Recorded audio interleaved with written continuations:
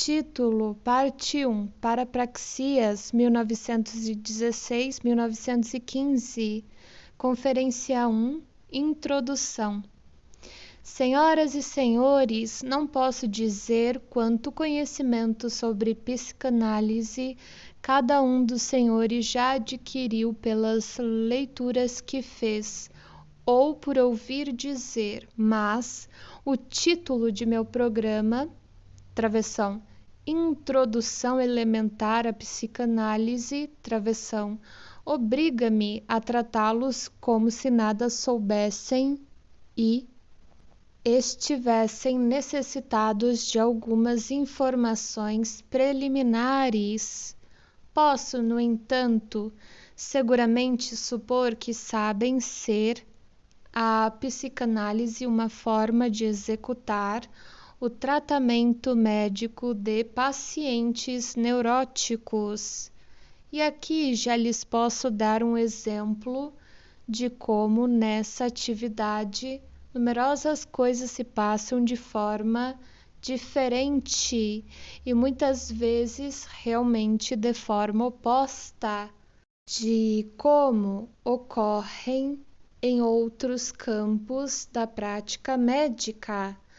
Quando em outra situação apresentamos ao paciente uma técnica que lhe é nova, de hábito minimizamos os inconvenientes desta e lhe damos confiantes promessas de êxito no tratamento. Penso estarmos justificados de assim proceder, de vez que, desse modo, estamos aumentando a probabilidade de êxito. Quando, porém, tomamos em tratamento analítico um paciente neurótico, agimos diferentemente, mostrando-lhe as dificuldades do método, uma longa duração, os esforços e os sacrifícios que exige, e quanto ao seu êxito, lhe dizemos não nos ser possível prometê-lo com certeza, que depende de sua própria conduta, de suas compreensões, de sua adaptabilidade e de sua perseverança. Temos boas razões, naturalmente, para manter essa conduta aparentemente obstinada no erro, como talvez os senhores virão a verificar mais adiante. Não se aborreçam, então, se começo por tratá-los da mesma forma como a esses pacientes neuróticos. Seriamente, eu os advirto de que não venham ouvir-me uma segunda vez para corroborar esta advertência. Explicarei quão incompleto deve ser necessariamente qualquer conhecimento da psicanálise e que dificuldades surgem no caminho dos senhores ao formarem um julgamento próprio a respeito dela. Mostrar-lhes-ei como toda a tendência de sua educação prévia e todos os seus hábitos de pensamento estão invariavelmente propensos a fazer com que se oponham à psicanálise e quanto teriam de superar dentro de si mesmos para obter o máximo de vantagem dessa natural oposição. Não posso certamente predizer quanto entendimento de psicanálise obterão das informações que lhes dou. Contudo, posso prometer-lhes isto, que, ouvindo-as atentamente, não terão aprendido como efetuar uma investigação psicanalítica ou como realizar um tratamento, no entanto, na hipótese de que um dos senhores não se sentisse satisfeito com um ligeiro conhecimento da psicanálise, mas estivesse inclinado a entrar em relação permanente com ela. Não apenas eu o dissuadiria de agir assim, como ativamente também o admoestaria para não fazê-lo. Da maneira como estão as coisas no momento, tal escolha de profissão arruinaria qualquer possibilidade de obter sucesso em uma universidade, e se começou na vida como médico clínico, iria encontrar-se numa sociedade que não compreenderia seus esforços, que o veria com desconfiança e hostilidade, e que despejaria sobre ele todos os maus espíritos que estão à espreita dentro dessa mesma sociedade. E os acontecimentos que acompanham a guerra, que agora assola a Europa, lhes darão talvez alguma noção de que legiões desses maus espíritos podem existir. Não obstante, há bom número de pessoas para as quais, a despeito desses inconvenientes, algo que promete trazer-lhes uma nova parcela de conhecimento tem ainda seu atrativo. Se alguns dos senhores pertencerem a essa espécie de pessoa, e, malgrado minha advertência, novamente aqui, comparecerem para minha próxima conferência, serão bem-vindos. Todos, porém, têm o direito de saber da natureza das dificuldades da psicanálise, às quais aludi. Iniciarei por aquelas dificuldades vinculadas ao ensino, à formação em psicanálise.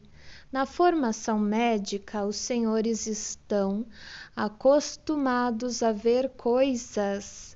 Vem uma preparação anatômica, o precipitado de uma reação química, a contração de um músculo em consequência da estimulação de seus nervos. Depois, pacientes são demonstrados perante os sentidos dos senhores. Os sintomas de suas doenças, as consequências dos processos patológicos e mesmo em muitos casos o agente da doença isolado nos departamentos cirúrgicos são testemunhas das medidas ativas tomadas para proporcionar socorro aos pacientes, e os senhores mesmos podem tentar pô-las em execução. Na própria psiquiatria, a demonstração de pacientes com suas expressões faciais alteradas, com seu modo de falar e seu comportamento, propicia aos senhores numerosas observações que lhes deixam profunda impressão. Assim, um professor de curso médico desempenha em elevado grau o papel de guia e intérprete que os acompanha através de um museu, enquanto os senhores conseguem um contato direto com os objetos exibidos e se sentem convencidos da existência dos novos fatos mediante a própria percepção de cada um. Na psicanálise, ai de nós, tudo é diferente, nada acontece em um tratamento psicanalítico, além de um intercâmbio de palavras entre o paciente e o analista. O paciente conversa, fala de suas experiências passadas e de suas impressões atuais, queixa-se, reconhece seus desejos e seus impulsos emocionais. O médico escuta, procura orientar os processos de pensamento do paciente, exorta, dirige sua atenção em certas direções, dá-lhe explicações e observa as reações de compreensão ou rejeição que ele, analista, suscita no paciente. Os desinformados, parentes de nossos pacientes que se impressionam apenas com coisas visíveis e tangíveis, travessão, preferivelmente por ações tais como aquelas vistas no cinema, travessão, jamais deixam de expressar suas dúvidas quanto a saber se algo não pode ser feito pela doença que não seja simplesmente falar. Essa naturalmente é uma linha de pensamento ao mesmo tempo insensata e incoerente. Essas são as mesmas pessoas que se mostram assim tão seguras de que os pacientes estão simplesmente imaginando seus sintomas.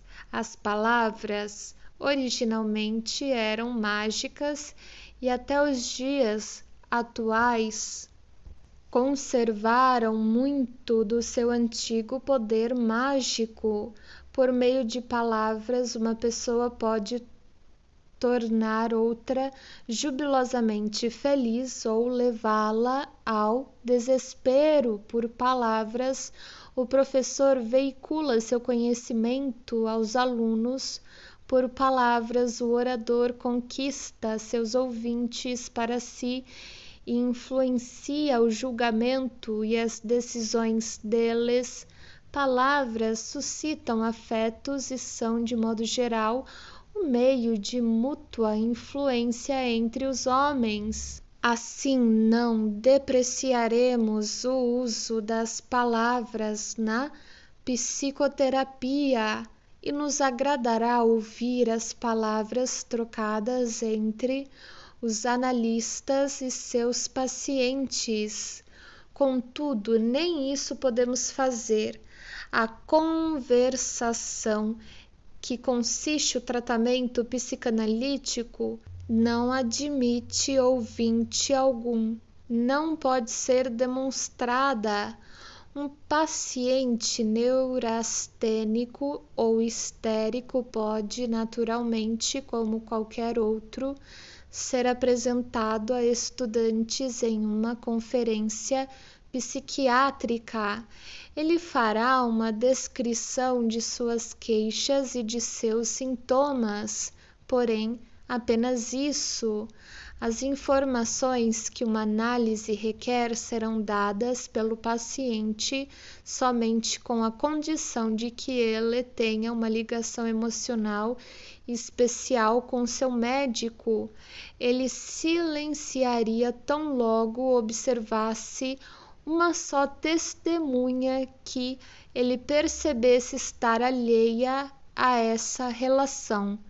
Isso porque essas informações dizem respeito àquilo que é mais íntimo em sua vida mental, a tudo aquilo que, como pessoa socialmente independente, deve ocultar de outras pessoas e, ademais, a tudo que, como personalidade homogênea, não admite para si próprio. Portanto, os senhores não podem estar presentes como ouvintes a um tratamento psicanalítico. Este pode apenas ser-lhes relatado, e no mais estrito sentido da palavra, é somente de ouvir dizer que chegarão a conhecer a psicanálise como consequência do fato de receberem seus conhecimentos em segunda mão, por assim dizer. Os senhores estarão em condições bem comuns para formar um julgamento. Isto, obviamente, dependerá em grande parte do quanto de crédito podem dar a seu informante. Suponhamos por um momento que os senhores estivessem ouvindo uma conferência não sobre psiquiatria, mas sobre história, e que o conferencista lhes estivesse expondo a vida e os feitos militares de Alexandre Magno. Que fundamentos teriam para acreditar na verdade do que ele referisse? Num primeiro relance, a situação pareceria ser ainda mais desfavorável do que no caso da psicanálise, pois o professor de história teve tanta participação nas campanhas de Alexandre quanto os senhores. O psicanalista, pelo menos, reporta coisas nas quais ele próprio tomou parte. Porém, na devida oportunidade, chegamos aos elementos que confirmam aquilo que o historiador lhe disse. Ele poderia remetê-los aos relatos dos escritores da antiguidade que, ou foram eles próprios contemporâneos dos eventos em questão, ou de qualquer forma estavam mais próximos dos mesmos.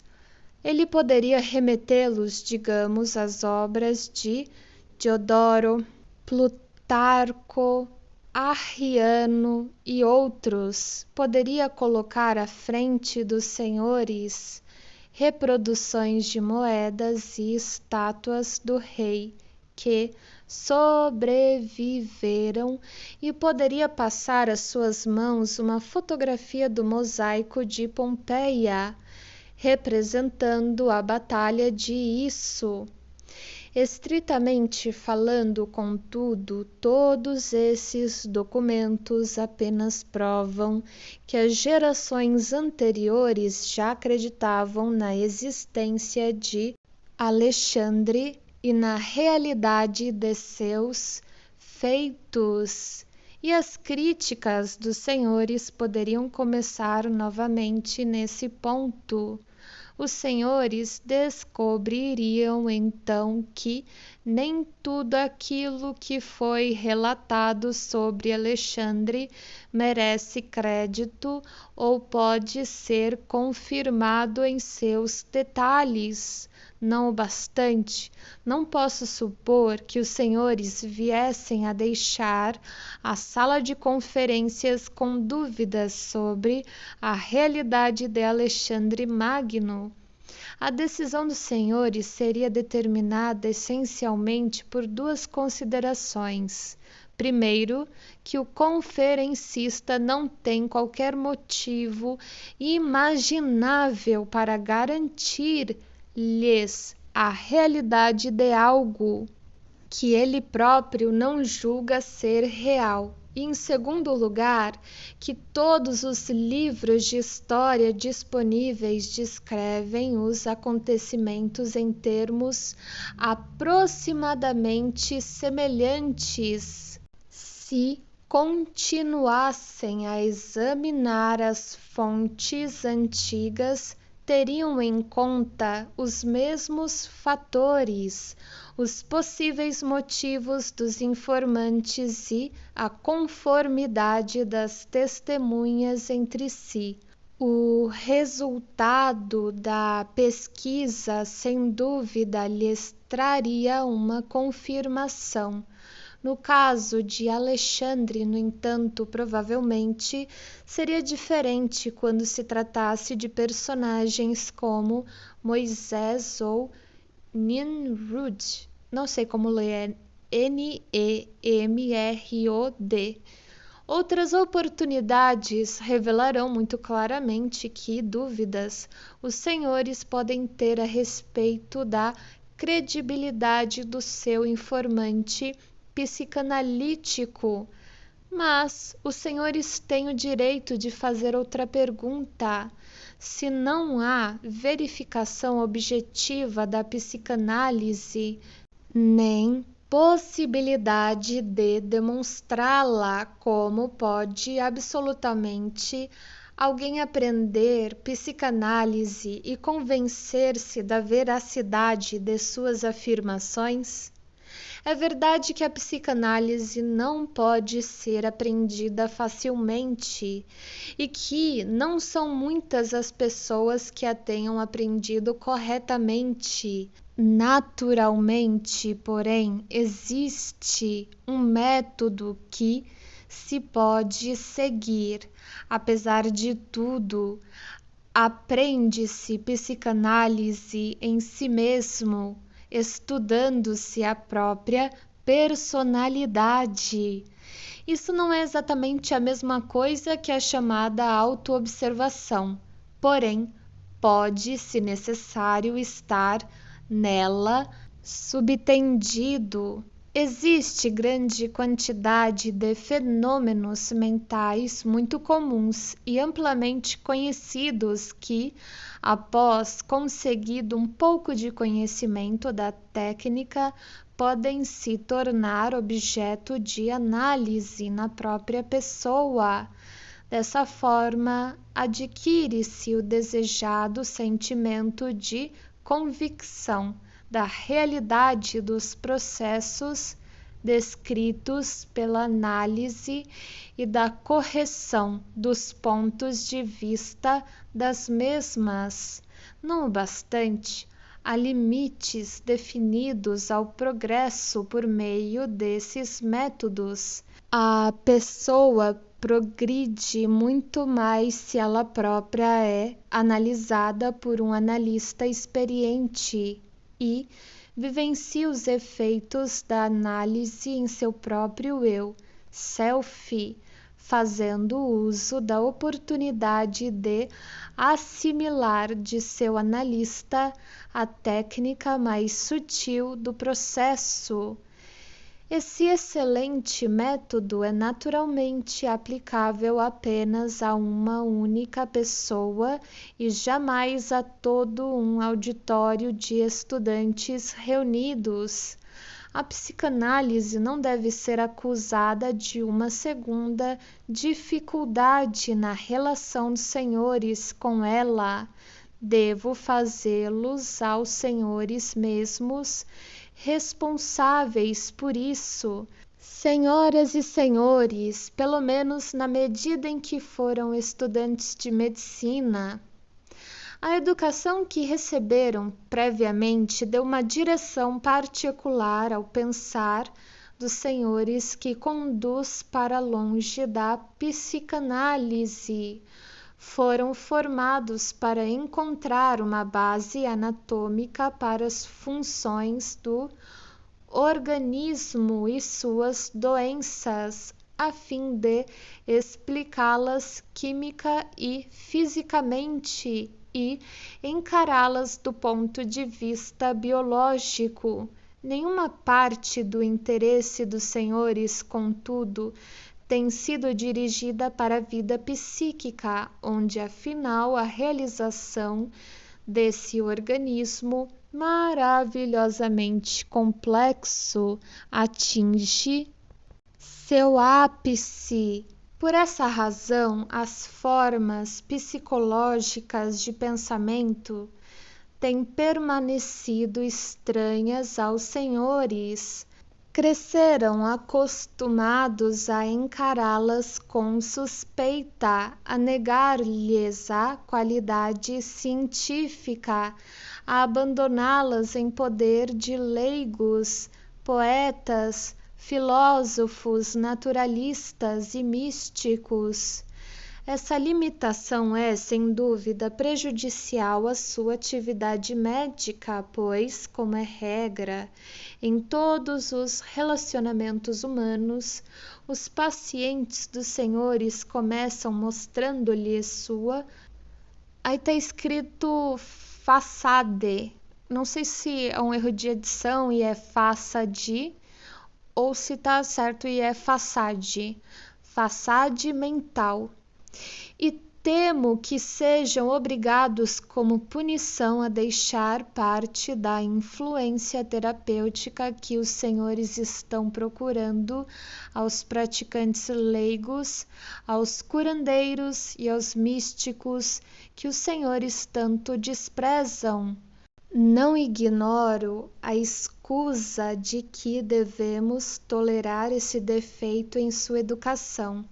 Não existe nenhuma ciência filosófica auxiliar que possa servir às finalidades médicas dos senhores.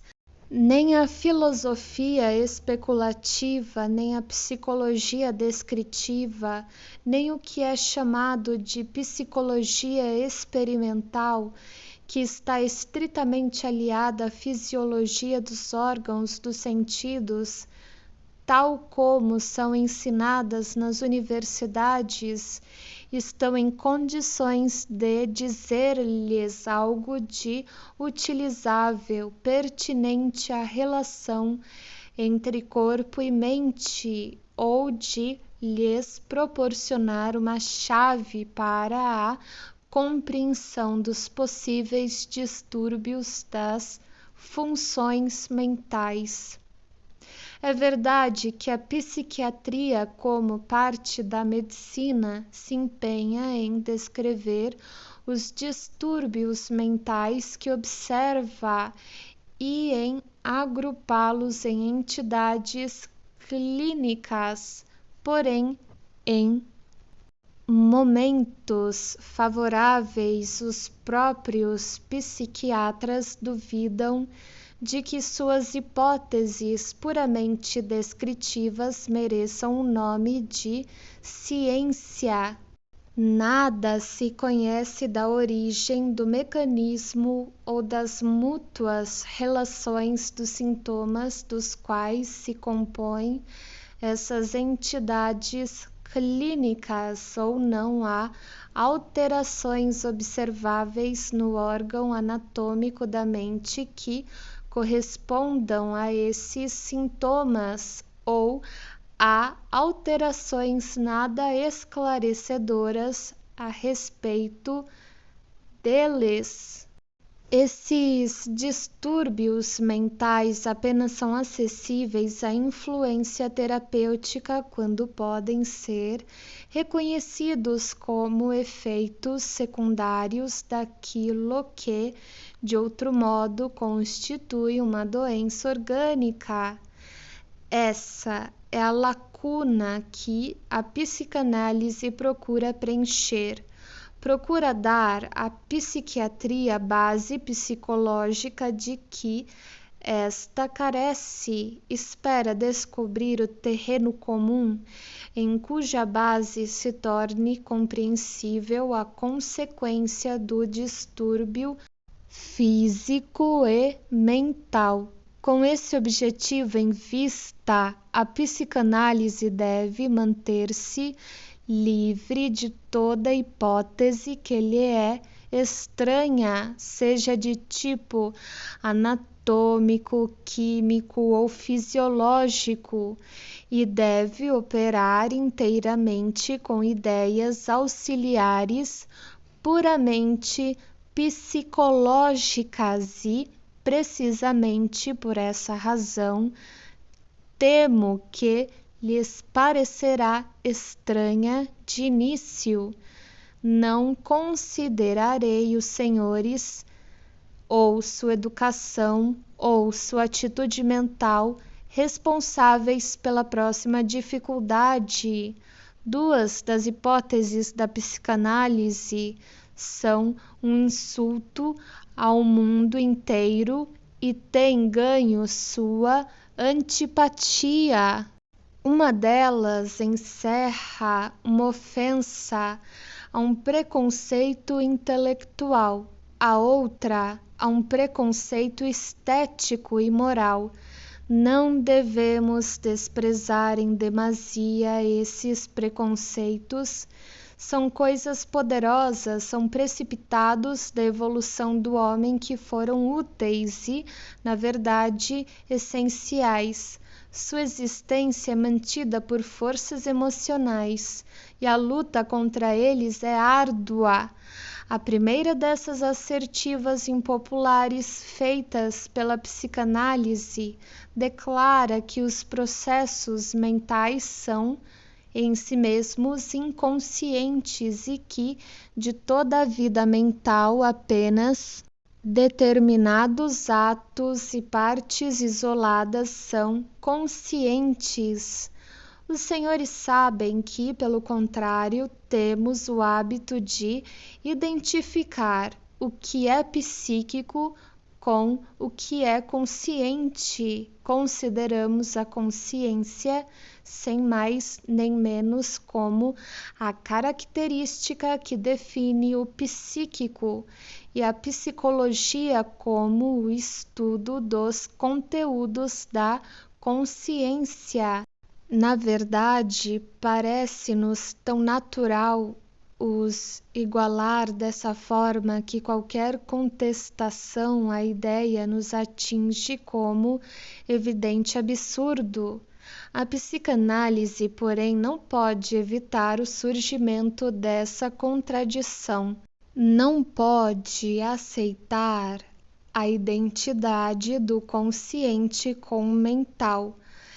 Ela define o que é mental enquanto processos como o sentir, o pensar e o querer, e é obrigada a sustentar que existe o pensar inconsciente e o desejar não apreendido.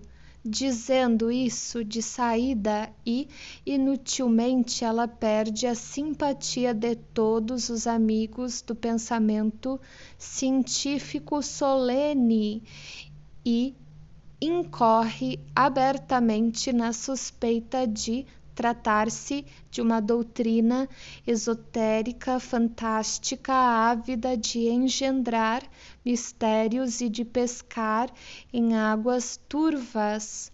Contudo, as senhoras e os senhores naturalmente não podem compreender por agora que direito tenho eu de descrever como preconceito uma afirmação de natureza tão abstrata como o que é mental e consciente.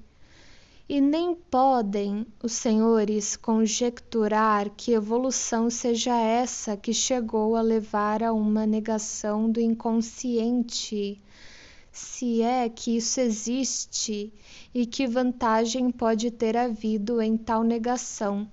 A questão de saber se devemos fazer coincidir o psíquico com o consciente ou aumentar a abrangência daquele soa como uma discussão vazia em torno de palavras, mas posso assegurar-lhes que a hipótese de existirem processos mentais inconscientes abre o caminho para uma nova e decisiva orientação no mundo e na ciência.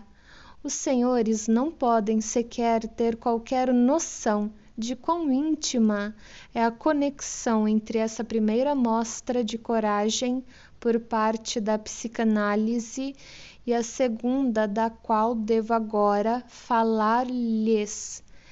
Essa segunda tese que a psicanálise apresenta como uma das suas descobertas é uma afirmação no sentido de que os impulsos instintuais que apenas podem ser descritos como sexuais, tanto no sentido estrito como no sentido mais amplo do termo, desempenham na causação das doenças nervosas e mentais um papel extremamente importante e nunca até o momento reconhecido. Ademais, afirma que esses mesmos impulsos sexuais também fornecem contribuições que não podem ser subestimadas às mais elevadas criações culturais, artísticas e sociais do espírito humano. Em minha experiência, a antipatia que se volta contra esse resultado da pesquisa psicanalítica é a mais importante fonte de resistência que ela encontrou. Gostariam de ouvir como explicamos esse fato? Acreditamos que a civilização foi criada sob a pressão das exigências da vida, à custa da satisfação dos instintos, e acreditamos que a civilização, em grande parte, está sendo constantemente criada de novo, de vez que cada pessoa, assim que ingressa na sociedade humana, repete esse sacrifício da satisfação instintual em benefício de toda a comunidade. Entre as forças instintuais que têm esse destino, os impulsos sexuais desempenham uma parte importante.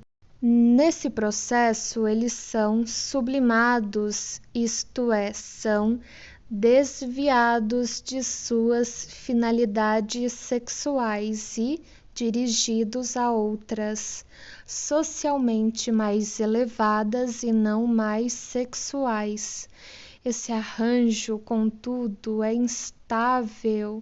Os instintos sexuais são imperfeitamente subjugados e, no caso de cada indivíduo que se supõe juntar-se ao trabalho da civilização, há um risco de seus instintos sexuais se rebelarem contra essa destinação.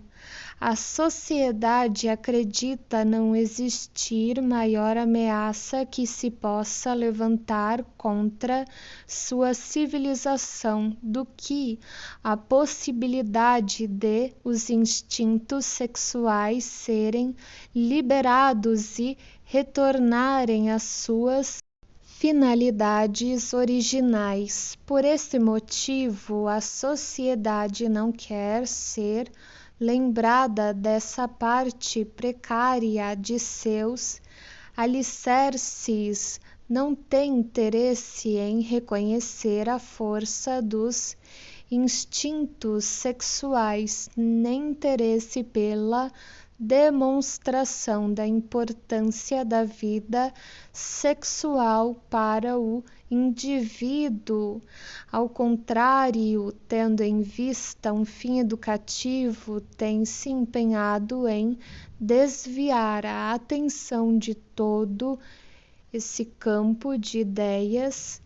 É por isso que não tolerará esse resultado da pesquisa psicanalítica e nitidamente prefere qualificá-lo como algo esteticamente repulsivo e moralmente repreensível ou como algo perigoso.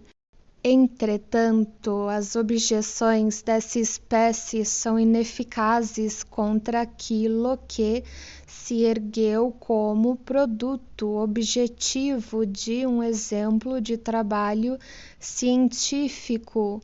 Se a contestação se fizer em público, então deve ser expressa novamente em termos intelectuais.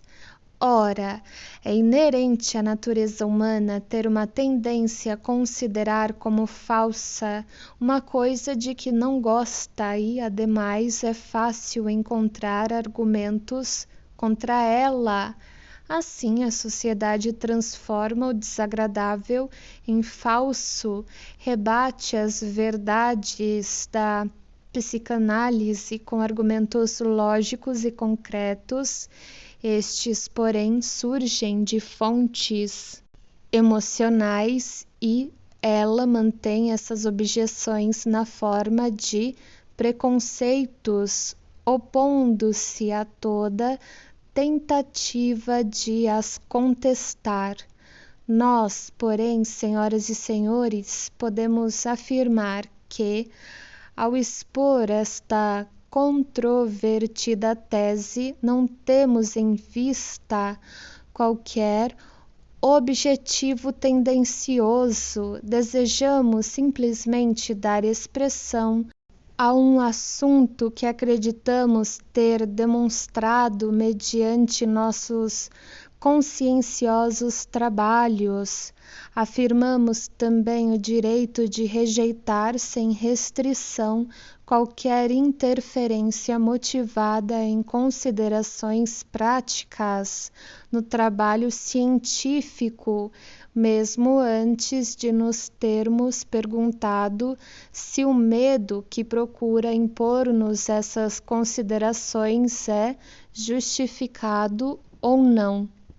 Essas, pois, são algumas das dificuldades que se erguem contra o interesse dos senhores pela psicanálise. São talvez mais que suficientes para um começo, porém, se puderem vencer a impressão que lhes causam, prosseguiremos.